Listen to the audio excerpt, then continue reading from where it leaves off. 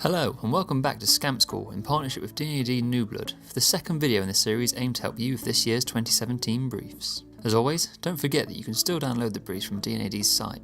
We've got a link in the description, and be sure to check out Scamp School's main channel for any extra tips or advice on scamping.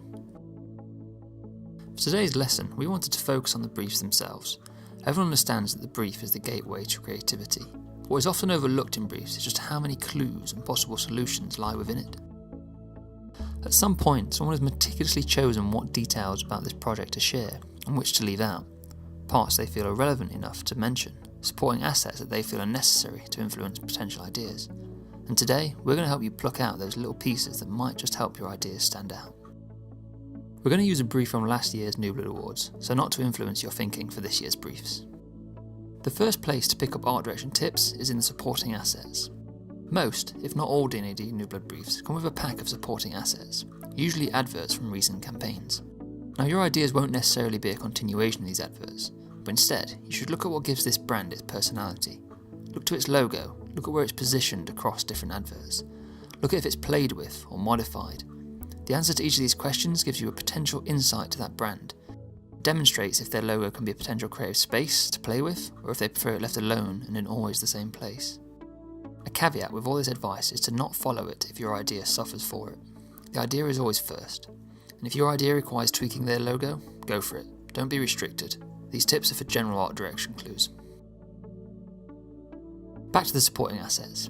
The other thing to look at is the copy. This is firstly great for copywriters on tone of voice, but more importantly, look at the fonts they use, their positioning, the colours.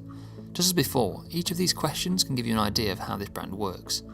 To give an example of why this is important, if your idea is a bit on the wild side and nothing like what this brand has done before, it's worth considering keeping their fonts, logos and copy positioning what they're used to. That way you'll ensure your idea feels part of the brand and not just totally off anything they would ever do. Next thing to look for when you get your brief is the brand guidelines. Often a very long and sometimes dull looking piece, it actually serves a vital purpose.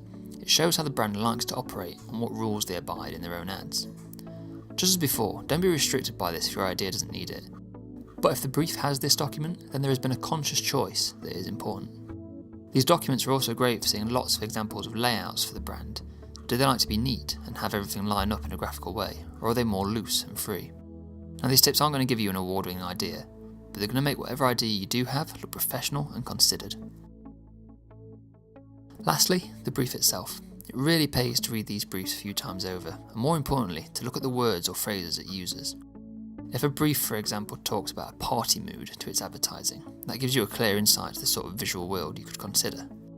If the brief talks about the target audience loving to travel and explore, again, another visual route opens up, not just in terms of imagery, but even for font choices, colours, style. Really take the time to read through the briefs and analyse them. Your first wave of ideas are going to come from this very document, so give it some love. So guys, I've said it a few times during this video, these tips aren't something you absolutely have to follow if you want to win a pencil. A lot of great ideas have blown out all the usual brands' visual styles and gone on to win. But most ads win not only because they're a great idea, because they feel like a great campaign for the brand and only that brand. Keep an eye out for the next video in the series, where we will talk about how to present ideas. Until then, thanks for watching.